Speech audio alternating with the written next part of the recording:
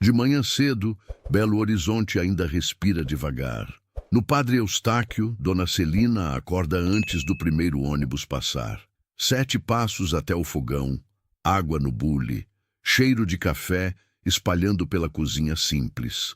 Ela ajeita o lenço no cabelo, confere a marmita e olha um retrato amarelado escondido na gaveta. Um bebê enrolado num cobertor azul. Ela sorri de canto, fecha a gaveta devagar e sussurra: Deus te guarde, meu menino. Aos 66 anos, o corpo pede calma, mas o coração de Celina segue apressado. Ela pega o ônibus lotado, corta a cidade até o Belvedere, onde os prédios tocam o céu e o vento chega com cheiro de eucalipto. Ali fica a cobertura do Dr. Eugênio Valadares, médico renomado, mãos firmes e voz serena. Foi ele quem acolheu o menino quando o mundo parecia desabar. E foi na casa dele que Celina encontrou um jeito de permanecer perto, como quem cuida do jardim e vê a árvore crescer. Rafael, o menino do retrato, hoje tem 30 anos. Camisas passadas, relógio caro, passos apressados. Cresceu cercado de conforto, escola boa, carro com motorista, viagens que Celina só viu em fotos. Ele aprendeu a gostar do que é caro. Restaurantes badalados, lojas de grife e lugares altos com vista da cidade. Aprendeu também a andar com o queixo alto, às vezes demais. Celina sabe o gosto de cada silêncio dele. Sabe quando o sapato bate forte no corredor, quando a porta do quarto fecha mais rápido que o costume. Sabe preparar o café do jeito que ele prefere, sem açúcar, porque homem decide o próprio doce, ele dizia desde jovem, repetindo frases que pegou por aí. Ela aguenta as grosserias como quem segura a panela quente com pano dobrado. Arde, mas não solta. O Dr. Eugênio trata Celina como parte da família. Não há festa em que ele não lhe ofereça lugar à mesa, nem decisão em que não peça sua opinião. Entre eles existe um acordo antigo, feito num momento de lágrimas e coragem. Guardar um segredo até que a vida mostrasse o momento certo.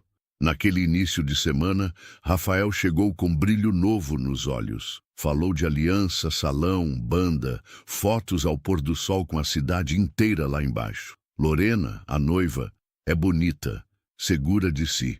Celina ouviu tudo com o coração espremido de alegria. Não era só o casamento. Era a chance de ver seu menino virar homem, ainda que de longe, como quem acompanha uma procissão pelas calçadas.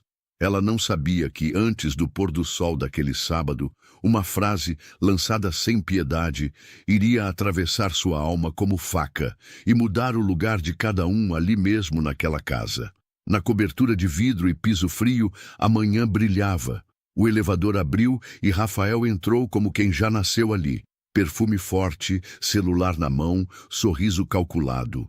Atrás dele, Lorena, elegante, vestido claro, unhas impecáveis. Bom dia, dona Celina, ela disse, sem olhar muito. Rafael passou direto para a sala, espalhando pastas do casamento sobre a mesa. Lista de convidados, degustação de doces, orçamento da banda. Celina veio com o café, xícara pequena, pires sem lasca. Fiz do jeitinho que você gosta, falou mansa. Rafael pegou, cheirou, assentiu. Depois a gente vê isso, tá? Hoje é correria. Ele apontou para o catálogo. Quero algo grande, moderno, fotos no pôr do sol. Lorena tocou no braço dele. E sem gente de aparência, desarrumada por perto, amor. Vai ter imprensa. Celina fingiu não ouvir. Segurou a bandeja com firmeza. O doutor Eugênio saiu do escritório. Jaleco pendurado no braço, olhos cansados de plantão. Bom dia, meu povo. Beijou a testa de Celina, hábito antigo, e sorriu para os dois. Então é hoje a reunião com o cerimonial? Rafael respondeu rápido. É, e a gente precisa alinhar a lista, pai. Sem exagero de funcionários. O doutor pousou o jaleco no encosto da cadeira. Aqui ninguém é exagero, Rafael. Gente é gente. O silêncio apertou o ar. Lorena quebrou. É só um detalhe, doutor. A estética do evento precisa conversar com o nosso perfil. Celina recolheu as xícaras. Eu termino a arrumação. No corredor, ela ouviu risos contidos, palavras em voz baixa.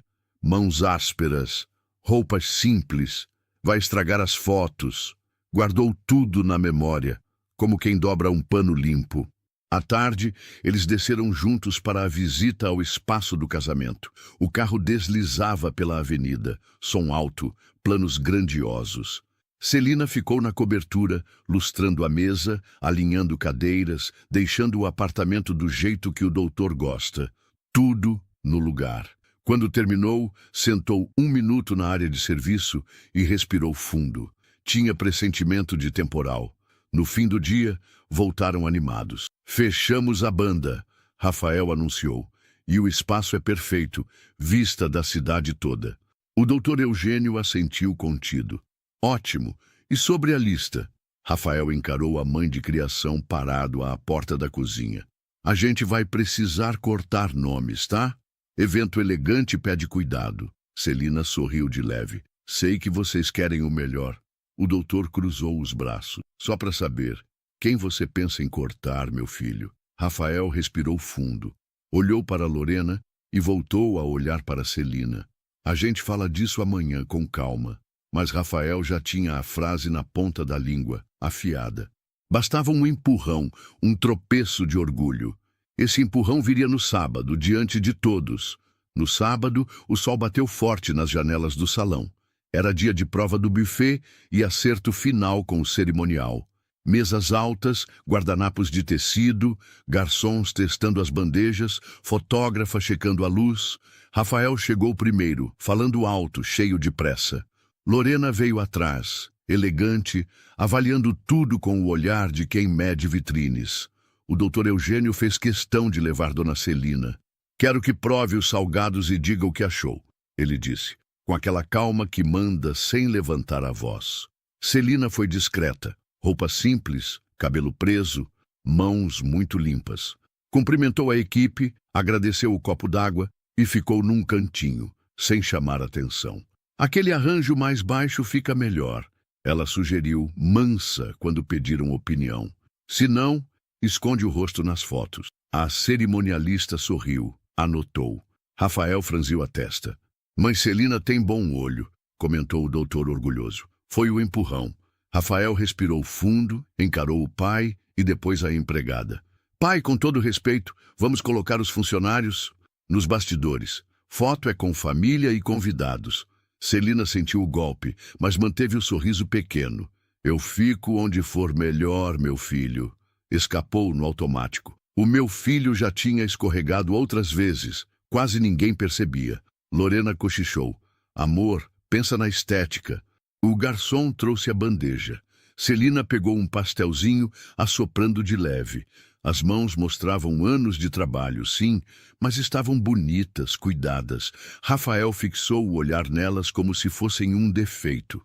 Olha, ele disse alto demais, para que todos ouvissem.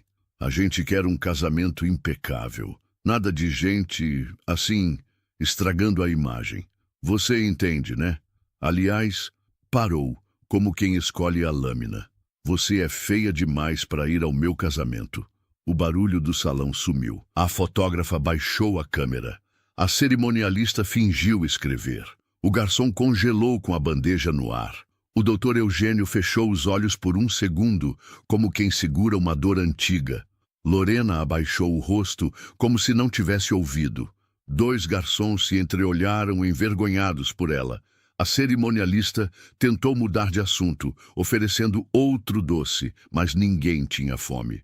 Celina respirou, devagar. O rosto não se mexeu.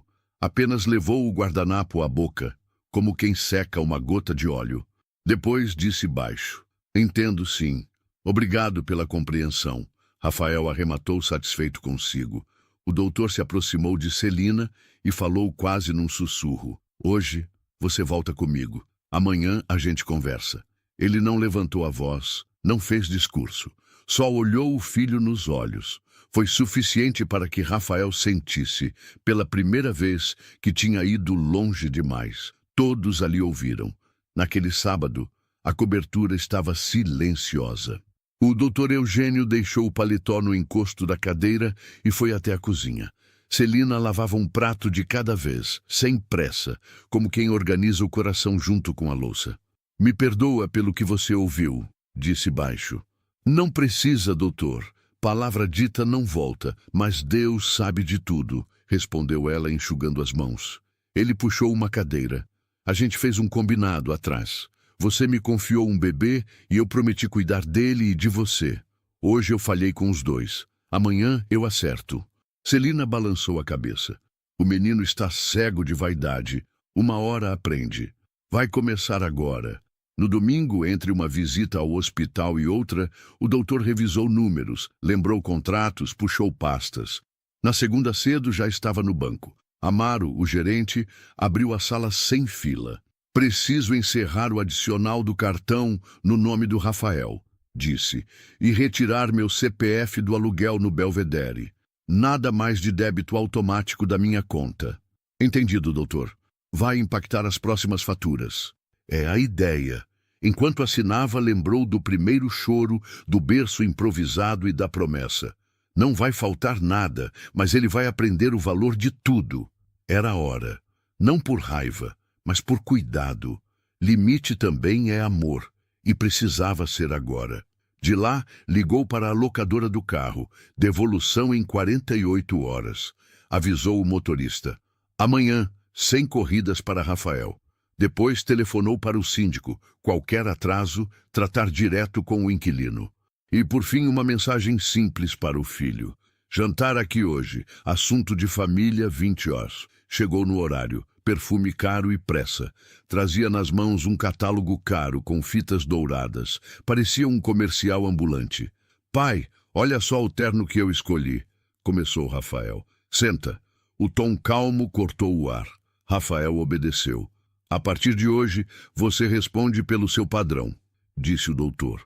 Cartão suspenso, carro devolvido, aluguel por sua conta. Como é que é? No mês do meu casamento? A voz subiu. Justamente, quem não respeita quem te criou não está pronto para construir família. Você humilhou a Celina diante de todos. Aqui em casa, respeito é regra. Pai, ela é funcionária. Ela é gente. E quem te sustentou? Aqui ninguém é invisível. Dinheiro paga conta. Educação não. Isso se aprende. Rafael riu nervoso. Você está exagerando. Não estou. Você vai trabalhar, pagar suas contas, reduzir o casamento se preciso. E vai pedir desculpas. Não vou. Então aguente as consequências. O silêncio pesou. Rafael levantou, os olhos duros. Você vai se arrepender. O doutor apenas apontou a porta. Vou esperar o seu arrependimento. O resto, o tempo ensina. Na terça, os primeiros tombos chegaram cedo. Rafael tentou fechar o contrato da filmagem e ouviu a frase que nunca imaginou. Seu cartão não passou. Tentou outro. Mesma resposta. Sorriu amarelo, disse que voltaria com o corporativo. Mas sabia que o corporativo era o do pai. Saiu da loja em silêncio. No estacionamento procurou o motorista. Nada. Ligou. Caixa postal. Mandou mensagem. Pedido do doutor. Hoje não dirijo para você. Caminhou até a avenida, chamou o carro por aplicativo. No caminho ligou para a noiva. Coisa pequena. Erro do banco. Lorena suspirou do outro lado. Rafa, a gente precisa de segurança. A banda já pediu sinal. Você resolve até amanhã? À tarde, o aluguel do apartamento disparou um alerta no e-mail. Débito automático cancelado. O síndico completou. Próximo vencimento, pagamento direto. Rafael sentiu o chão afundar meio centímetro. Foi até a cobertura, disposto a um último apelo. Celina estava passando pano no corredor. Ele passou reto, a raiva fazendo barulho no salto do sapato. O doutor Eugênio o recebeu na sala. Alguma dúvida sobre o combinado? Rafael respirou fundo. O senhor fez isso para me humilhar. O doutor balançou a cabeça. Fiz para você amadurecer e para honrar quem te criou. O silêncio pesou. Celina apareceu com um copo d'água, deixou na mesa e recuou. Ele nem agradeceu. Naquela noite, Rafael abriu a planilha do casamento. Cada número parecia zombar dele. Fez contas, cortou supérfluos, desmarcou o carro antigo, Pensou em reduzir convidados. Ligou para Lorena. Talvez a gente precise simplificar. Ela travou. Simplificar como? É o casamento do ano, Rafael. Ele prometeu dar um jeito, mais para si do que para ela. No dia seguinte foi provar o terno. O vendedor passou a fita, elogiou o caimento e perguntou a forma de pagamento. Rafael estendeu o cartão. O não autorizado brilhou no visor como um tapa. Ele riu sem graça. Sistema de banco, sempre lento. Saiu com as mãos vazias e a cabeça pesada. Antes da história seguir, deixa eu falar com você que está aqui comigo. De onde você está assistindo? BH, interior de Minas, Nordeste, Sul, fora do Brasil? Tá gostando da história da dona Celina e do Rafael? Me conta nos comentários. Isso ajuda a gente a entender onde essa história te toca. E, por favor, se inscreva no canal, curta este vídeo e compartilhe com alguém que precisa ouvir essa mensagem. Agora, respira fundo e vem comigo. Na quinta, Rafael mal dormiu. Em vez de resolver, empilhou desculpas. O tempo começou a cobrar com juros. O florista pediu sinal, a cerimonialista cobrou prazos, a noiva cobrou respostas. E nasceu nele um incômodo que o espelho já não escondia. O peito apertou de um jeito novo, doído. Na sexta, Rafael escolheu um plano de fuga. Fechar o pré-wedding numa pousada nas montanhas, fotos no entardecer, drone, fogueira, tudo para manter a imagem de grandeza. Precisava mandar as reservas naquele dia. Entrou no site do fotógrafo mais disputado, digitou o cartão e respirou fundo. Transação não autorizada. Tentou outra vez. Nada. Suor nas mãos. Ligou para o banco, ouviu. Cartão suspenso pelo titular. O titular, claro, era o doutor. Correu para a agência de viagens. Posso pagar no débito. A moça passou e devolveu com pena. Saldo insuficiente. Ele sorriu sem mostrar dente. Volto mais tarde. Voltou para o carro, agora sem motorista. Pensou, é só um susto. Meu pai não vai manter isso por muito tempo. À noite, no jantar com os sogros, fingiu normalidade. Falou de fornecedores, citou preços. O pai de Lorena, empresário de fala mansa e olho atento, deixou a pergunta cair. Rafael, está tudo certo com as finanças? A banda pediu sinal. Tudo certo, probleminha técnico, respondeu rápido, encarando Lorena para que ela confirmasse. Ela sorriu sem firmeza. No sábado, foram à loja de alianças. O vendedor trouxe 3 caixinhas. Rafael escolheu o par mais caro. Quando ouviu o valor, fingiu surpresa leve. Entregou o cartão. Não autorizou. Tentou o débito. Sem saldo. O vendedor, gentil, ofereceu parcelamento via boleto. Rafael recusou, preocupado com a imagem. Saiu de mãos vazias. O recado seguinte veio no e-mail. Aviso de cobrança. Aluguel do apartamento.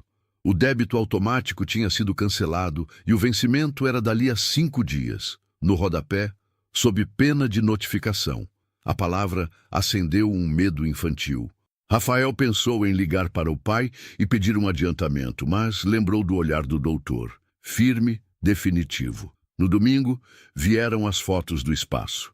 Confirmação mediante pagamento de 50% até terça. A cerimonialista ligou. Posso confiar no depósito? Ele respondeu sim, tentando acreditar. Desligou e ficou olhando para a tela do celular, esperando uma saída que não dependesse dele. Não veio. Lorena começou a falar mais devagar. Rafa, você sabe que meu pai preza por responsabilidade. Eu te amo, mas não quero um casamento sustentado em promessa. Ele tentou abraçá-la. Eu resolvo. Ela se afastou um passo. Então, resolve. Na segunda, a portaria entregou um envelope amarelo. Notificação por atraso iminente. O síndico ligou 2 horas depois. Meu amigo, preciso do pagamento. O tom educado doeu mais do que bronca. Rafael abriu o aplicativo do banco. Viu números pequenos demais. Vendeu um relógio. Vendeu um tênis caro. Não deu. No trabalho, a queda de status apareceu rápido. Hoje não tem almoço por minha conta, ele disse brincando. Ninguém riu. Um colega comentou.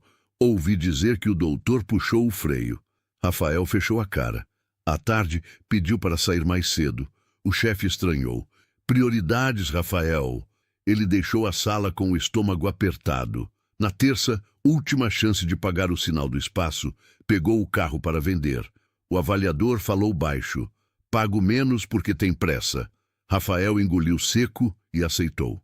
Fez a transferência do que conseguiu.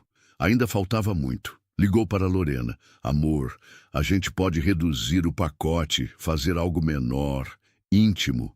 Houve silêncio do outro lado. Meu pai acha melhor adiar, ela disse enfim. E tem mais.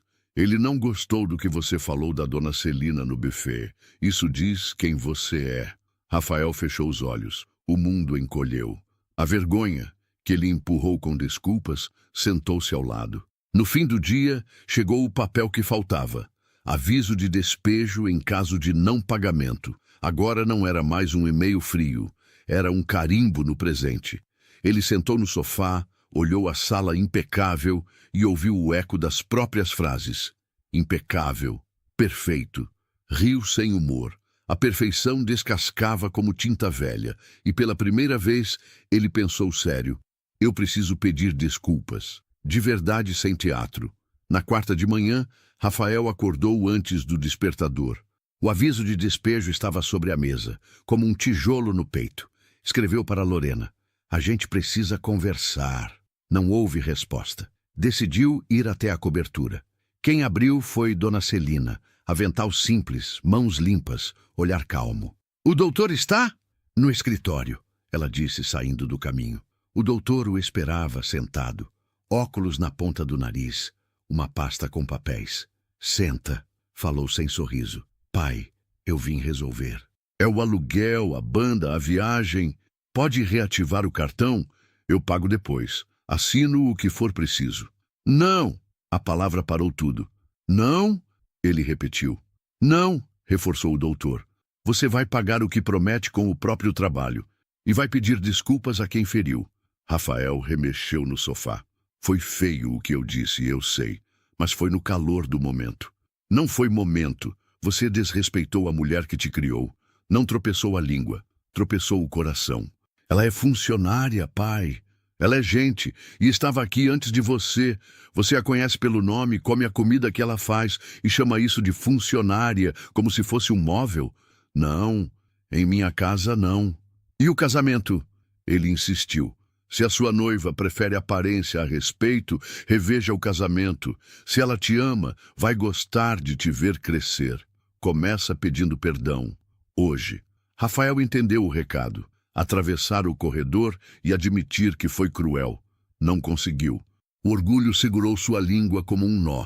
Depois eu falo. Então depois você resolve, disse o doutor. Sem carro, sem cartão, sem aluguel pago. A porta fica aberta para quem sabe voltar. Saia por ela agora e volte quando for outro. Rafael desceu acelerado. Na rua, chamou um carro por aplicativo. Ligou para 2 amigos. Um estava viajando, outro sem espaço. Ambos sabiam do buffet. As portas antes macias agora batiam no seu nariz. No dia seguinte, 3 homens chegaram ao prédio com pranchetas. O síndico veio junto, desconfortável. Meu amigo, eu tentei segurar, mas entra hoje o oficial de justiça. Tem que desocupar. Rafael correu os olhos pela sala. O sofá caro, a televisão enorme, as caixas com lembrancinhas de um casamento que não aconteceria daquele jeito. Encheu 2 malas às pressas. Um vizinho passou, fingiu que não viu. A vergonha é um silêncio que dói. No fim da tarde, a portaria virou estação de saída. Chamou um carro para levar o que deu. O resto ficou decidido por outros. Dormiu num quarto alugado, pequeno e abafado. A cama rangia. O ventilador falhava. O travesseiro tinha cheiro de mofo. Pela primeira vez em anos, dormiu sem conforto. Dormiu porque o corpo desligou. Na manhã seguinte, foi ao trabalho com a mesma roupa. O chefe chamou. Sente, você anda disperso, perdeu prazos. Aqui é empresa, não vitrine. Eu preciso de foco. Rafael assentiu. Quando saiu, abriu um aplicativo de empregos. Achou. Auxiliar de cozinha. Não precisa experiência, lembrou do pai. Pagar o que promete com o próprio trabalho. À noite, pegou o ônibus e foi. Entrevista rápida, turno puxado, salário justo. Foi contratado. Na primeira noite, queimou o dedo no fogão, derrubou uma bandeja, levou bronca. Pediu desculpas e recomeçou. Lavou pratos até a água esfriar. Voltou de madrugada, com cheiro de óleo na roupa. Tomou banho demorado, encostou a cabeça no azulejo e chorou baixo. Não era por dinheiro. Era por perceber quem tinha sido. No segundo dia, o corpo doía antes de começar. Ainda assim, foi. No intervalo, comprou uma água e sentou nos fundos. As mãos estavam vermelhas, ásperas. Olhou para elas e lembrou das mãos de Dona Celina, firmes, pacientes, marcadas. Sentiu vergonha, quente, honesta, necessária. Passou em frente ao prédio do pai. Pensou em subir. Pensou em dizer, eu errei.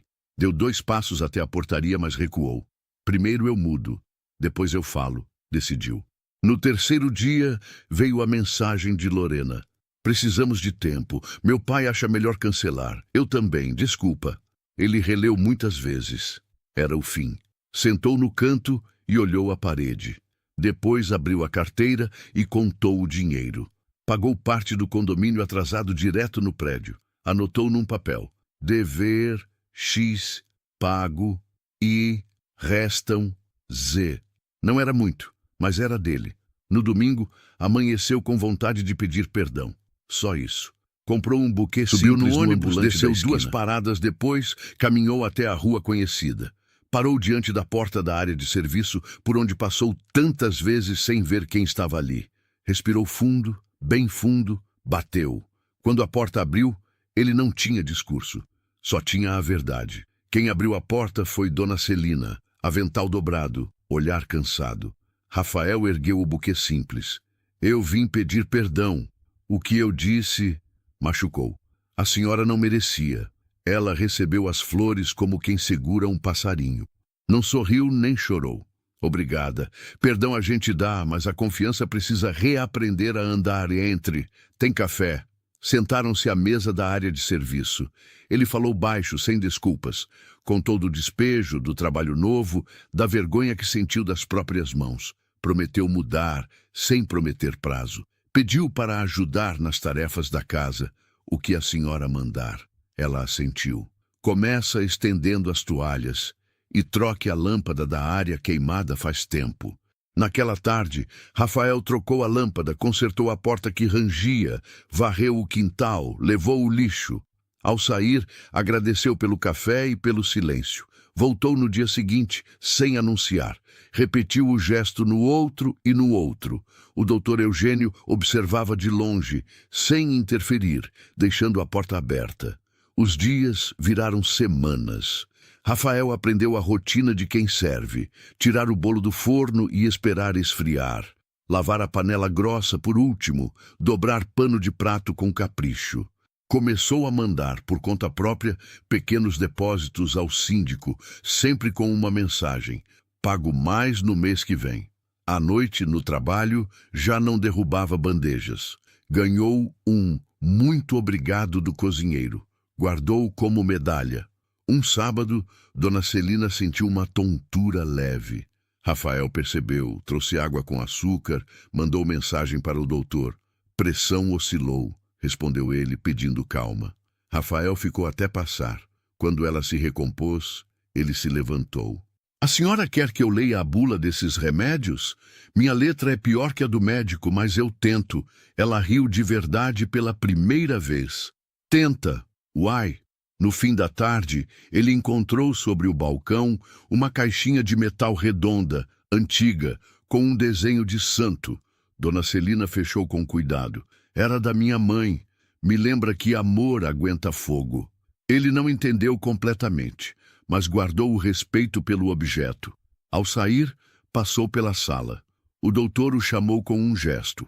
Amanhã, depois do almoço, você vem. Só você. A gente precisa conversar os 3. Rafael sentiu o coração apertar e abrir ao mesmo tempo. Não sabia o que viria, mas, pela primeira vez, não teve medo. Depois do almoço, A casa parecia segurar o ar. Na sala, o doutor Eugênio esperava, mãos entrelaçadas. Dona Celina trouxe água, pousou a caixinha de metal no centro da mesa e ficou em pé. Senta, Rafael, disse o doutor. Hoje a verdade entra. Ele sentou.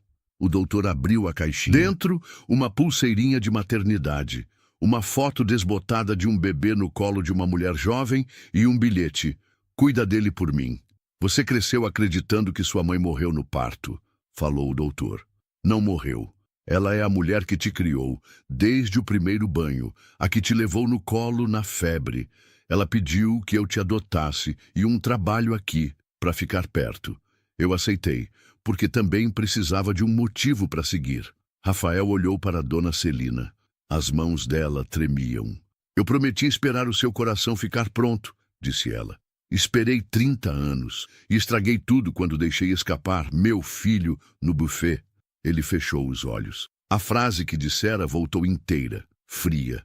Você é feia demais para ir ao meu casamento. Eu não mereço perdão, sussurrou. Perdão não é prêmio, respondeu o doutor. É escolha de quem ama, mas consequência também é. Rafael pegou a pulseirinha, leu o nome e a data. Chorou. Mãe, tentou, pela primeira vez. Se a senhora deixar, eu quero começar de novo. Sem cartão, sem festa, sem soberba. Quero ser filho. Dona Celina não correu para abraçar. Deu um passo só. Filho é verbo, não título. Mostra-nos dias. Ele assentiu. Na semana seguinte, Rafael deixou o emprego de fachada e ficou na cozinha. Pagou o que devia em parcelas pequenas.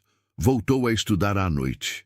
Aos domingos, fazia almoço simples na casa do doutor. Arroz, frango, salada, pudim. Servia Dona Celina e ouvia.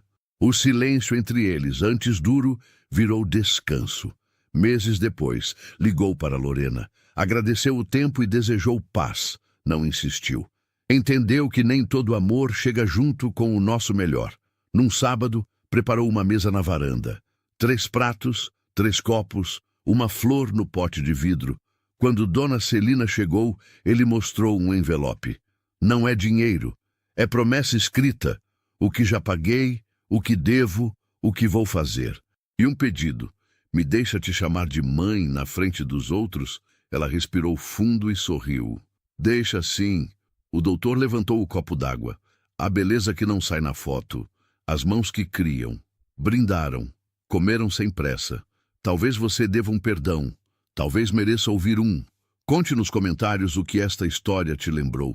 Inscreva-se, curta e compartilhe com uma pessoa que você gostaria de abraçar agora. Que a gente escolha amor antes de aparência.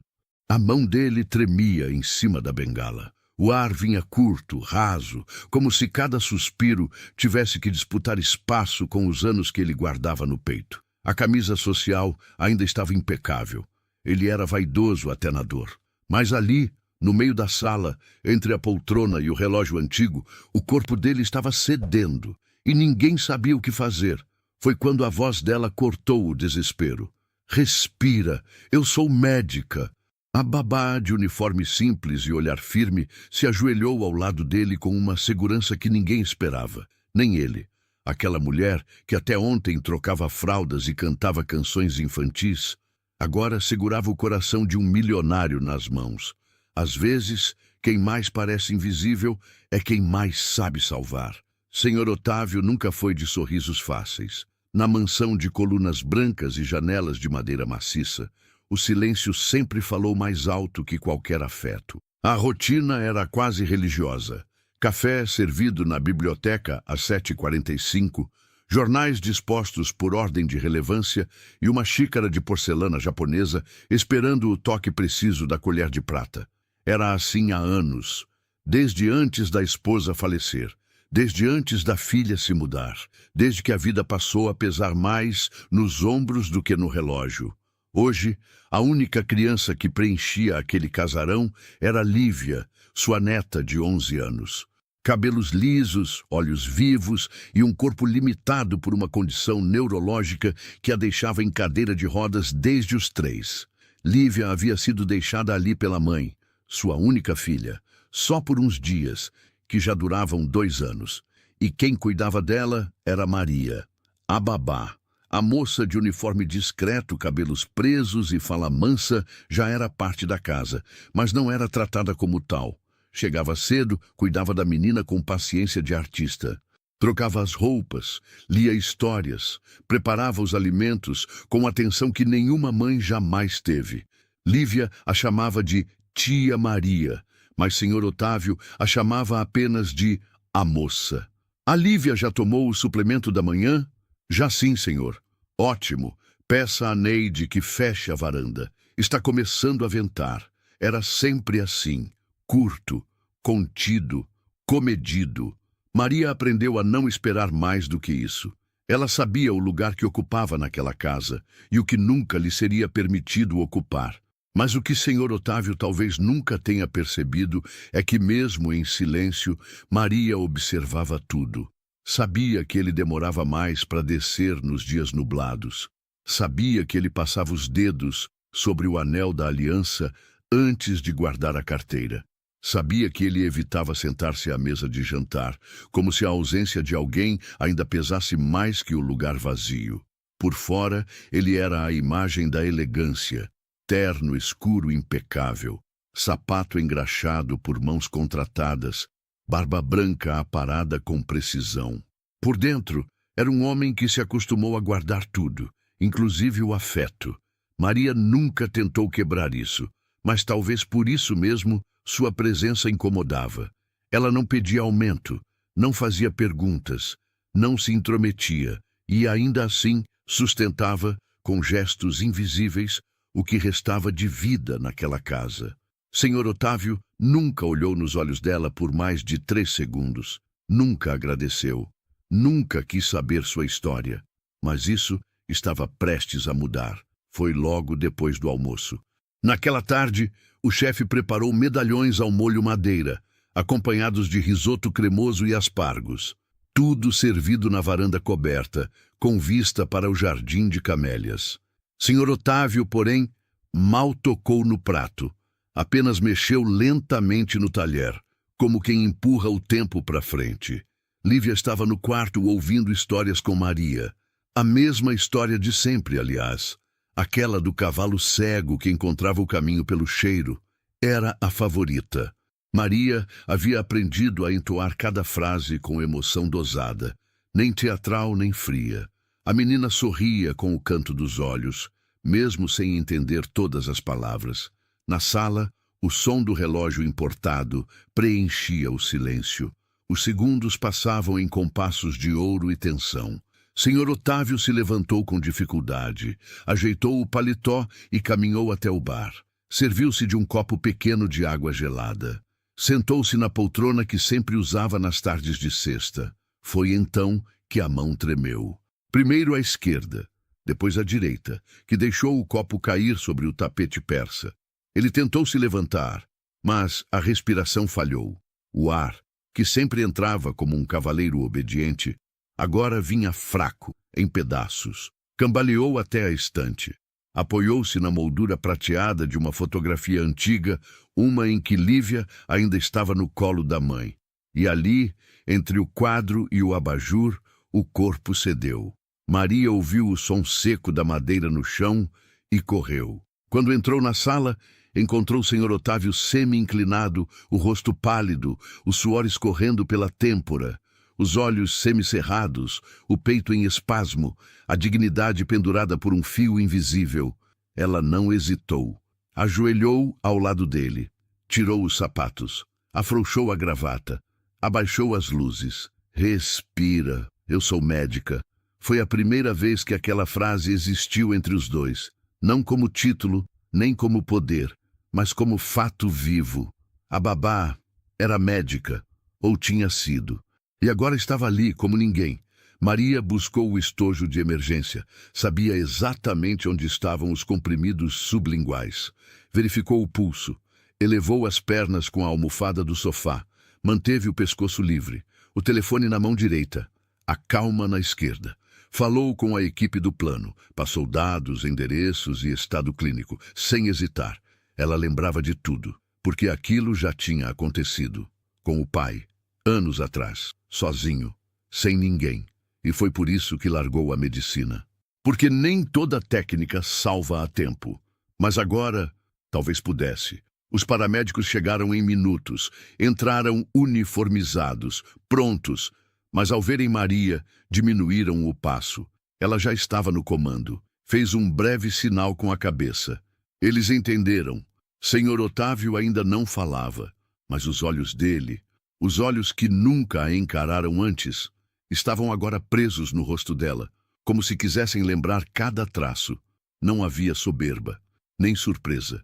Apenas um silêncio cheio de algo novo, reconhecimento. Enquanto o retiravam em maca, ele virou o rosto na direção de Lívia, que observava tudo da porta do corredor. Maria passou o braço em volta da menina. A menina, que já não ria como antes. E a casa, que já não era mais a mesma. O hospital parecia saído de um catálogo de luxo.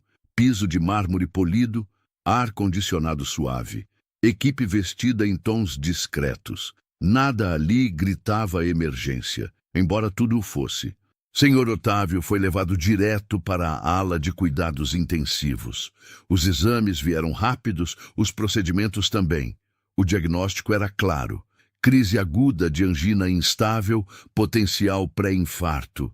E segundo o médico da família, por pouco não foi fatal. Maria ouviu tudo em pé, ao lado da maca sem interromper. Só assentia, com a postura de quem compreendia cada termo e sentia cada palavra. Otávio estava sedado, respirando com ajuda, estável, mas imóvel, e talvez pela primeira vez, em paz. Ela ficou ali até os enfermeiros pedirem que se retirasse. Pegou a bolsa, desceu os corredores longos e frios e saiu sem dizer nada. Do lado de fora, o sol era forte demais. Na calçada, a cidade parecia não ter a menor ideia do que havia acabado de acontecer. Na casa, a ausência dele era nítida. A mesa do café foi posta como sempre, mas o guardanapo dobrado ao lado direito ficou intocado. Lívia perguntou por ele com um tom baixo, como quem sente antes de saber. "O vovô tá melhorando?" "Tá sim, meu anjo. Ele vai voltar?" Maria não respondeu. Ela seguiu o dia como se estivesse dentro d'água. Cada gesto mais lento, cada decisão mais pesada. Ligou para a filha de Otávio, a mãe de Lívia, e explicou o ocorrido. A mulher respondeu com a voz abafada de quem estava resolvendo coisas e prometeu aparecer assim que possível. Já era o segundo dia. À noite, Maria arrumou o quarto da menina com mais cuidado do que o habitual. Deixou a luz do abajur acesa. Fez um chá de camomila. Sentou ao pé da cama e, dessa vez, não leu nenhuma história. Ficaram em silêncio, e mesmo a criança entendeu que aquele silêncio era diferente. Na suíte principal, o perfume amadeirado que Otávio usava ainda pairava no ar. Maria entrou para recolher a roupa que ele deixara dobrada sobre a poltrona, mas parou ao ver um detalhe: o copo de cristal com água, ainda pela metade. Ela olhou, pensou em tirar, mas não tirou. Deixou tudo exatamente como estava. Como quem respeita um ritual que não entende, ou como quem intui que certos objetos também sentem falta. Ao deitar-se, ela sentiu algo estranho no corpo. Não era cansaço, era outra coisa. Era o peso de ter sido vista, pela primeira vez. Mesmo que por segundos, mesmo que entre dor e desespero, Senhor Otávio a havia olhado como quem pede, não como quem ordena. E aquilo mexia com ela de um jeito que nem a medicina explicava. Otávio voltou para casa 4 dias depois. Não fez alarde. Apenas desceu do carro com a ajuda do motorista, recusou a cadeira de rodas e subiu os 5 degraus da entrada com um esforço visível e vaidoso. Usava camisa azul clara, sapato polido, cabelo penteado para trás. Por fora, era o mesmo, mas Maria notou. Os olhos tinham ficado um pouco mais lentos. Ela abriu a porta assim que o carro parou. Estava com um uniforme branco impecável, os cabelos presos num coque baixo. Lívia correu até o avô e o abraçou nas pernas. Ele se abaixou com cuidado e a pegou no colo. Respirou fundo, cheirou o cabelo da menina e murmurou: meu anjo. Maria permaneceu em pé, sem se aproximar demais. Esperou algum gesto, um olhar, uma palavra. Nada. Otávio passou por ela com o mesmo silêncio de sempre e seguiu até o quarto. Foi ali que ela entendeu. Não era raiva, era vergonha.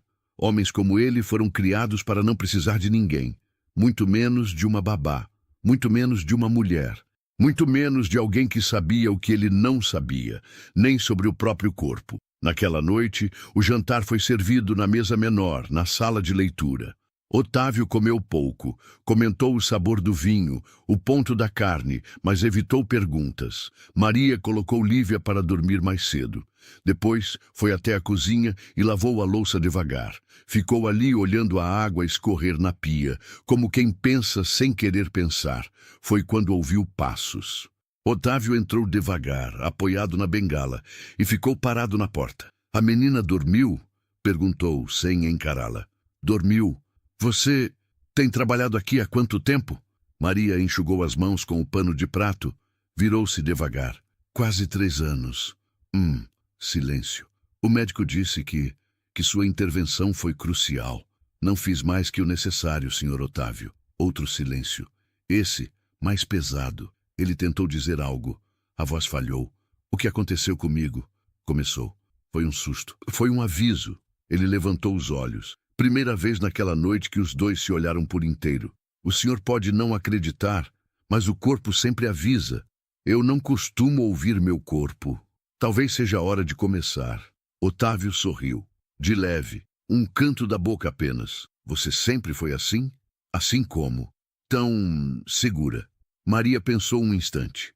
"Eu só sei o que fazer quando a dor aparece. No resto, eu erro como todo mundo." Ele assentiu. Depois, olhou em volta. "A casa parece outra. O senhor também." Foi nessa hora que ele puxou a cadeira e sentou. "Sabe, Maria, durante muito tempo eu achei que bastava pagar tudo, manter tudo no lugar, e que isso seria suficiente. Não é. Eu sei." Ele ficou quieto por um tempo. Depois murmurou. "Eu não lembro do rosto da enfermeira que cuidou do meu pai, mas lembro que ela me segurou pela mão e que eu parei de chorar." Maria ouviu sem responder. Ele continuou. "O que você fez, eu não vou esquecer." Ela respirou fundo e apenas disse, "Obrigada." Otávio levantou-se, caminhou até a porta e parou. "A propósito, sim, a partir de agora, pode deixar de lado esse senhor, como preferir. Me chama de Otávio." "Está bem, Otávio." Ele sorriu de novo e saiu. Maria ficou ali, com as mãos sobre a pia seca, sentindo que algo havia mudado. Não o bastante para ser visível, mas o suficiente para ser sentido. E às vezes, é disso que o coração precisa para continuar. Nos dias seguintes, a rotina mudou. Otávio passou a tomar o café da manhã na varanda, sob o toldo bege que ele nunca havia usado.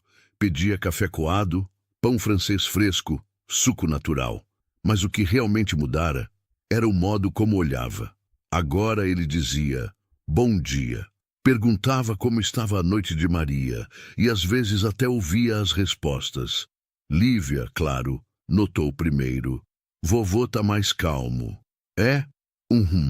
Ontem ele disse que minha risada é igualzinha à da vovó." Maria congelou por um segundo. Era a primeira vez que ele mencionava a falecida esposa desde que ela trabalhava ali. À noite, após pôr a menina na cama, Maria foi chamada ao escritório. Otávio estava sentado numa poltrona de couro com um livro aberto no colo. "Pode entrar. O senhor..." Ela se interrompeu. "Otávio, me chamou?" Ele indicou a cadeira à frente. "Sente-se." Maria obedeceu, desconfiada. "Tenho pensado sobre algumas coisas. Imagino.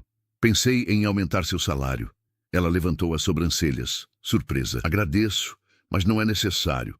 Não é só pelo susto, é pelo que você representa para essa casa." Silêncio. "E também pensei..." Ele hesitou. "Em te dar autonomia para decidir mais coisas aqui dentro." "Como assim?" "Como a alimentação da Lívia. Aulas, passeios, horários. Você convive com ela mais do que todos nós." Maria absorveu em silêncio. "Se for demais, eu entendo.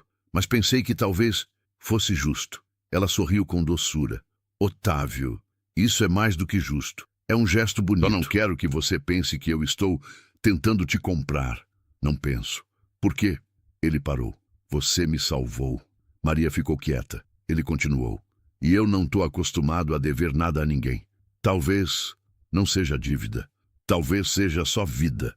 Ele fechou o livro. A conversa parecia encerrada. Mas antes de sair, ela disse: já que abrimos esse espaço de confiança, sim, tem algo que talvez o senhor deva saber. Otávio se recostou. Pode falar. Eu tenho um filho. A informação pairou no ar, pesada, seca. Ele tem 19 anos, se chama Tiago. Mora com minha mãe, em outra cidade. Foi criado longe de mim porque quando engravidei eu era muito nova e muito perdida. Otávio não respondeu, nem um som. Eu sei que isso pode mudar as coisas, mas achei que você devia saber. Ele ainda estava calado. Então, simplesmente se levantou e disse: obrigado por me contar. E saiu. Maria ficou ali, sozinha. De novo. No dia seguinte, Otávio não apareceu para o almoço. Lívia perguntou por ele 2 vezes. Maria respondeu que ele estava cansado, mas sabia que não era isso. Naquela noite, quando já ia para o quarto, encontrou o filho de Otávio na sala. Alto, terno alinhado, olhar duro.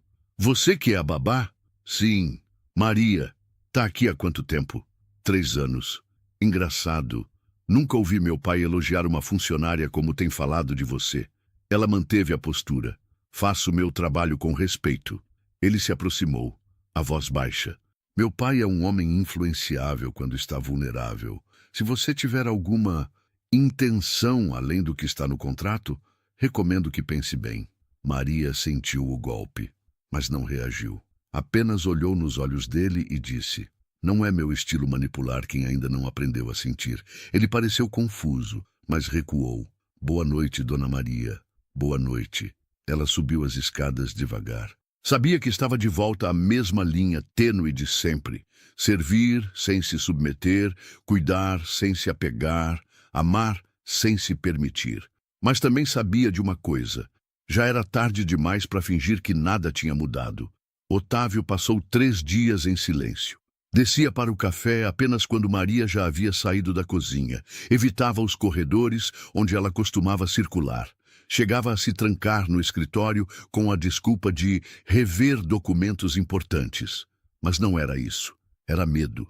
Medo de encarar a própria vulnerabilidade, de admitir que, no fundo, ele havia aberto uma fresta e Maria tinha entrado. Com a suavidade de quem não pediu nada, mas ofereceu tudo. Na tarde do 4º dia, Lívia caiu. Brincava no jardim com uma boneca, tropeçou em uma raiz e ralou o joelho. O choro foi imediato. Maria correu, limpou, assoprou, abraçou, e foi ali, naquela cena banal e real, que Otávio apareceu. Pela primeira vez, descendo as escadas sem aviso, sem gravata, sem escudo. Aconteceu algo? Maria olhou para ele com serenidade. Só um susto, mas já passou.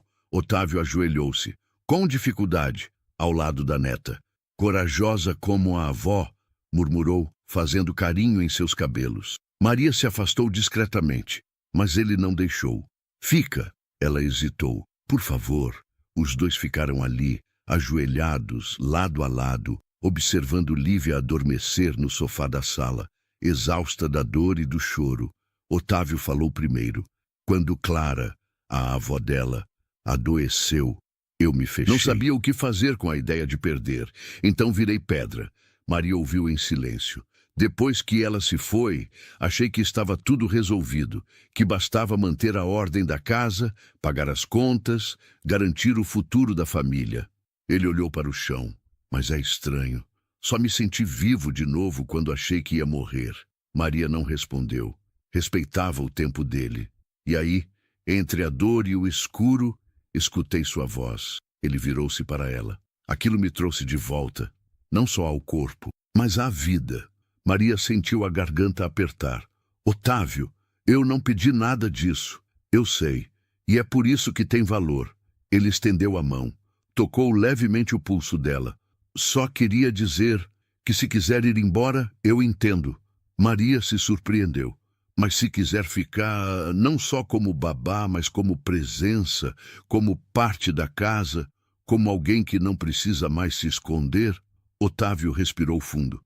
Então eu queria te pedir para ficar de verdade. Maria o olhou. Eu já fiquei, Otávio. Fiquei quando ninguém me via. Fiquei quando você me ignorava. Fiquei pelo amor que tenho a Lívia. E talvez... Ela hesitou. Talvez eu tenha ficado até por você. Otávio baixou os olhos. Não sabia como receber afeto sem se proteger. Maria completou. Mas só fico se for para ser quem eu sou. Com meu passado, com meu filho, com minhas dores, sem precisar disfarçar. Ele assentiu, com lágrimas presas nas pálpebras. Então, fica, ela sorriu. Estou aqui. Ele a puxou para um abraço, verdadeiro, demorado, cheio de palavras não ditas. Lívia, ainda sonolenta, murmurou. Vovô, tá chorando? Otávio riu. Tô sim, minha flor. Por quê? Ele olhou para Maria. Porque às vezes, chorar é a única forma de dizer obrigado. O outono chegou sem pressa. As folhas da jabuticabeira começaram a tingir o quintal de marrom. E os ventos da tarde traziam um cheiro doce de bolo de fubá, feito agora por mãos diferentes. Maria ainda vestia o uniforme azul. Mas agora era ela quem escolhia os turnos, os cardápios, os horários de aula de Lívia. Não por imposição, mas por confiança. Otávio já não subia as escadas sozinho, mas não reclamava mais disso. O que ele fazia, sim, era sentar todas as manhãs na poltrona da sala, com um caderno no colo e uma caneta tinteiro antiga. Escrevia cartas, algumas que nunca entregaria. Outras, ele pedia para Maria postar discretamente. Um dia, ela perguntou, são para quem? Ele sorriu com os olhos marejados. Para mim mesmo. De alguns anos atrás. A casa também mudara. O retrato da falecida Clara continuava no mesmo lugar, mas ao lado dele agora havia uma nova moldura, uma fotografia espontânea de Lívia rindo, com Maria e Otávio ao fundo. O olhar dele não era de patrão, era de avô, e de homem que, enfim, havia entendido que o amor não pede currículo. Tiago, o filho de Maria, veio visitar num sábado. Tímido, magro, com o boné virado para trás e o fone de ouvido pendurado no pescoço. Otávio o recebeu na sala. Gosta de xadrez? Tiago ergueu uma sobrancelha. Nunca joguei. Então senta, te ensino. Maria assistia da porta da cozinha. Segurava um pano de prato úmido nas mãos, como quem segura um suspiro antigo. Ele tá tentando, mãe, disse Lívia, abraçando sua perna. Tá, sim, ela respondeu emocionada. O que antes era silêncio opressor agora era silêncio confortável. Havia barulho de panela, de riso, de televisão ligada ao fundo, mas, principalmente, havia presença. Um dia, Maria encontrou uma caixa pequena no criado mudo de Otávio. Dentro havia um broche antigo, dourado, com uma pérola ao centro, e um bilhete escrito à mão. Não é presente, é devolução, por tudo que o mundo te tirou, que isso te lembre que alguém te viu inteira. Ela não soube o que dizer, apenas fechou os olhos e chorou pela primeira vez sem medo de ser vista. Do lado de fora, a vida seguia seu rumo. Mas naquela casa de janelas amplas e mágoas antigas, um homem que só sabia mandar, aprendeu a escutar. E uma mulher que passou a vida servindo, finalmente foi acolhida. Quantas vezes você já foi tratado como invisível, mesmo carregando o mundo nas costas? Quantas vezes você precisou salvar alguém em silêncio, sem receber nenhum obrigado? Maria não pediu respeito, ela conquistou, com firmeza, paciência e um coração que nunca deixou de sentir. Otávio só entendeu isso quando quase perdeu tudo. Porque às vezes a vida espera que a gente caia, para mostrar quem realmente está disposto a segurar a nossa mão. Agora me diz, você já passou por isso? Já cuidou, já protegeu, já insistiu, sem ninguém reconhecer? Ou foi você quem demorou para enxergar o valor de quem estava sempre ali? Me conta nos comentários. Às vezes, a sua história pode tocar alguém que ainda vive calado. E se isso te lembrou alguém que te protege em silêncio, compartilha. Porque tem gente que só precisa ser vista para começar a florescer.